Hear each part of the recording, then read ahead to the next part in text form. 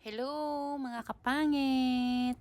Itutur ko kayo kung saan kami nagmuni-muni ng best friend ko at ipapakita ko sa inyo kung gaano kaganda ang sikat or isa sa sikat na tambayan naming mga OFW dito sa bansang Kuwait. Ito po yung tinatawag na Marina Seaside. Dito po madalas makikita ang mga kababayan natin, lalo na sa araw ng Friday at Saturday.